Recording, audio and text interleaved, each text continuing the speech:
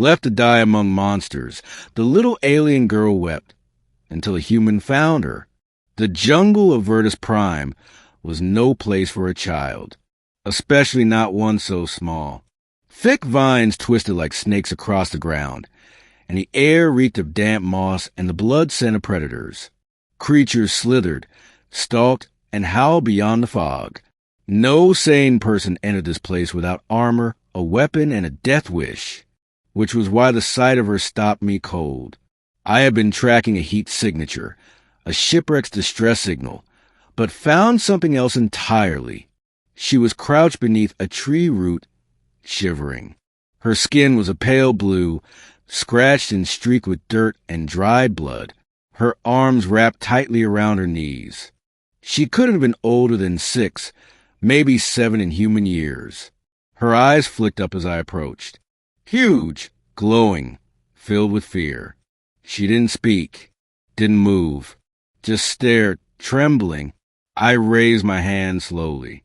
Hey, I'm not going to hurt you. I'm human. Still, she didn't reply.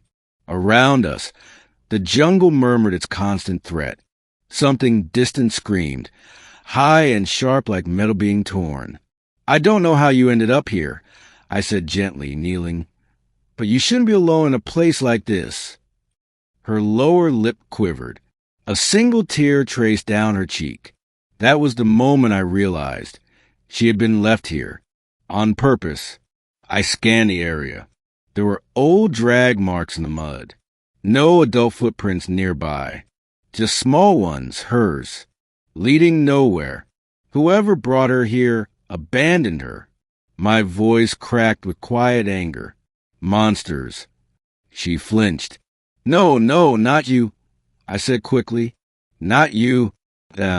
Whoever did this. I reached into my satchel and pulled out a wrapped protein bar.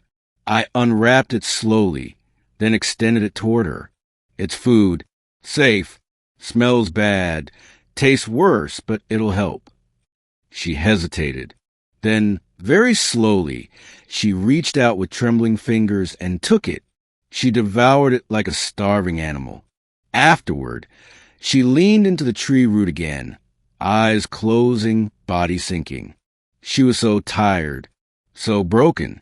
I'm taking you out of here, I said softly.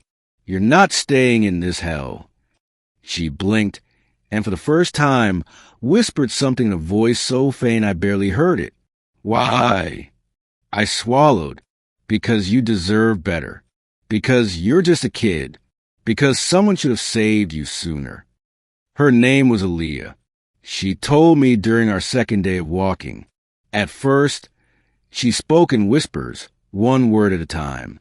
But as the days passed, as we fought off jungle beasts and shared terrible food by dim firelight, she began to speak more. Her people had cast her out, called her cursed, said she was born wrong, too quiet, too small, too weak. So they left her in the jungle to be taken by the monsters. I screamed when they flew away, she said once, but no one came back. My jaw clenched every time she told me more. I wanted to find whoever had done this, make them answer. But Aaliyah, she didn't want revenge. She just wanted to feel safe again. And I was determined to give her that. The worst day came on the 4th night. A Vark beast, 10 feet tall, all claws and fangs, charged our camp. I shoved Aaliyah behind me and opened fire. The thing took 6 rounds before it collapsed. When the fight was over, I turned around, and Aaliyah was gone. I searched frantically, heart pounding. Then I found her, curled into a hollow under the roots, rocking back and forth, eyes wide with terror. She flinched as I reached for her. I'm sorry, she sobbed. Don't leave me. Don't leave me. I'm not leaving, I said, holding her tight. Never. You hear me? I'm not like them.